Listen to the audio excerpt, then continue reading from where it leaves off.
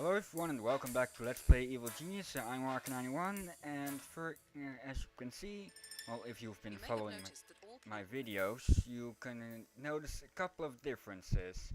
First off, that's the base, well, the entrance to my base is completely different. And, well, perhaps you'll notice that my voice isn't as bad anymore because it's been a couple, over a week since I recorded the last video, or any video for that matter, and my teeth aren't as sensitive anymore, so I can just talk normally again. Okay, now that we're back with the game, first off I'm going to increase the amount of minions I have. First I thought I had some kind of glitch, because I had multiple of these placed, but we're still stuck at 5.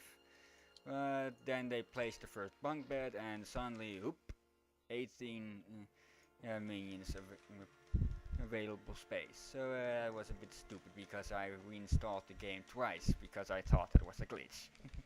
Stupid.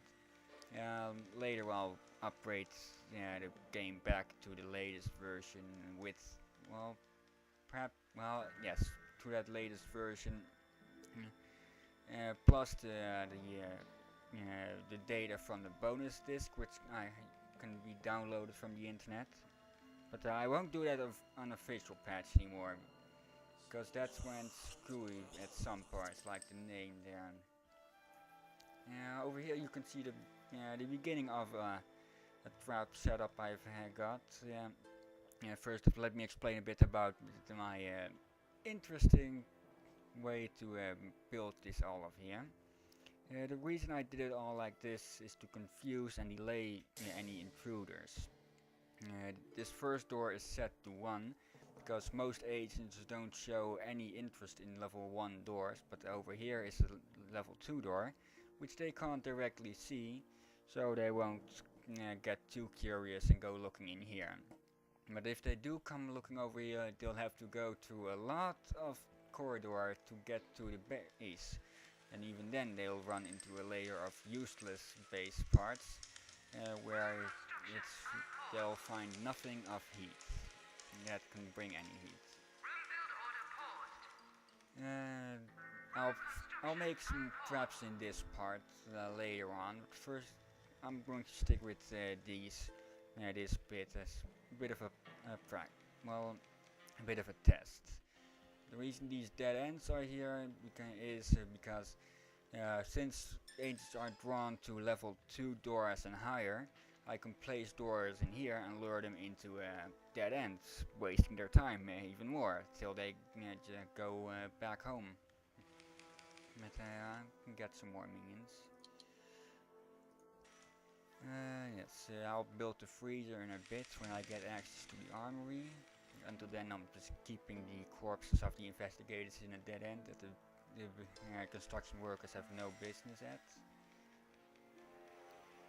Okay, I've looked up some information about the game and I wrote down some useful stuff. I got a bit of piece of paper here with some short stuff written on it, with like base design, first layer from the entrance to the lair. You build it in layers. First part just empty corridors and dead ends and twisting paths. After that armory, barracks, that sort of thing. Well, things that can give heat, and after that the true lair, which I'll probably build around here somewhere. And I've still got a lot of room over here. Yes. Well, let's just wait for it a bit for them to build it up. I'll throw this up to there. Let's see, I don't really remember what I said in the first, in the previous videos.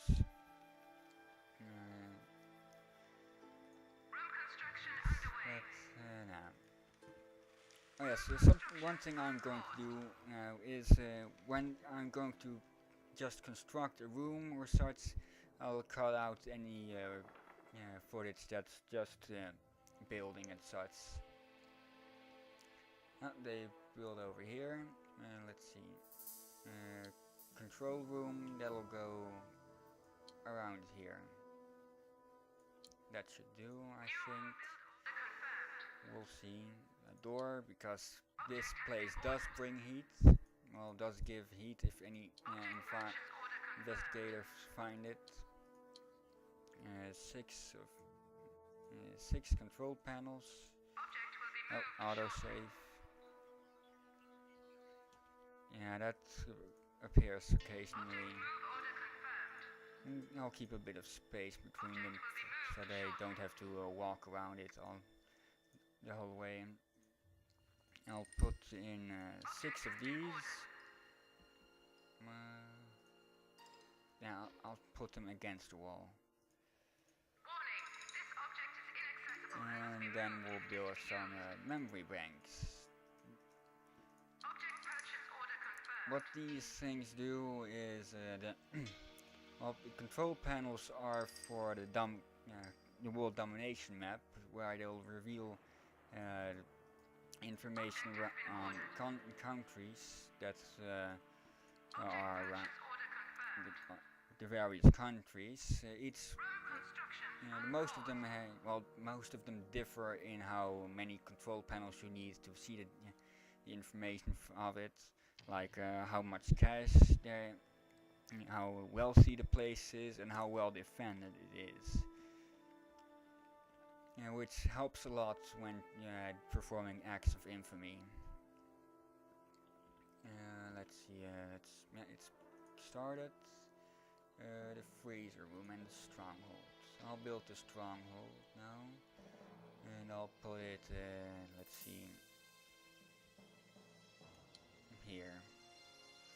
The stronghold is where the gold goes, and such brings heat, or oh yes, a bit of a construction tip I saw somewhere is to there we go. Is to make a gap like that, and then put in a briefcase rack, so the minions have easy access to the money. Because if anyone sees your minions running around with gold, it'll attract attention. But the briefcases don't draw attention. Let's see. And they don't generate heat.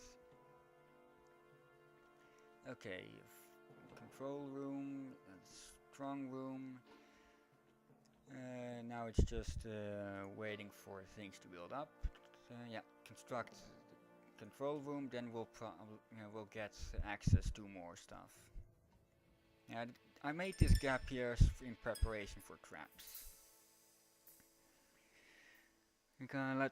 Let me explain a bit about these traps. These here are pressure sensors. Yeah, you all know them. If you step on them, they go off. And these are pop-up targets. They're meant to confuse enemies. Whoa, there's a lot of guys going away. And these guys are putting them down simultaneously. I might as well show how this works with a crash test dummy.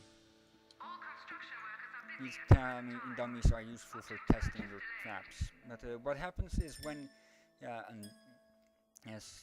someone who hasn't detected the pressure pads walks over them, it'll set off these pop-up targets, which will confuse them, drain their attention. This is how you build up your traps, by linking sensors to traps. It's a bit complicated. You can link one sensor to one trap, and then link that same trap to the second trap, so you set them both off.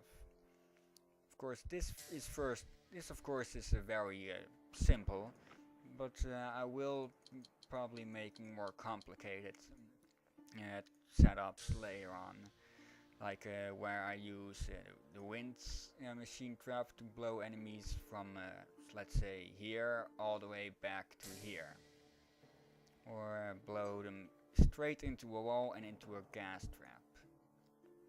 But for now I'm just sticking with confusing them. Everything is going to be held up in there. Oh, let's see, yeah, time clock. That's very useful. With time clocks you can manage how many minions will go towards, stay in a room. So if you, but it all can also be used to shut off the power. So because nothing in here is currently working, it doesn't work. But you can set it from you can set it so that's how when they will like to get. I'll just let the video explain it. Minions will automatically start working in a room, but you can control this more precisely by building a time clock. Moving the time clock slider allows you to turn a room off, which can be useful for saving power in a blackout situation. Alternatively, surplus minions can be assigned to the room so that the equipment is never vacant between shifts. There we go. That's explained it better than I could have done.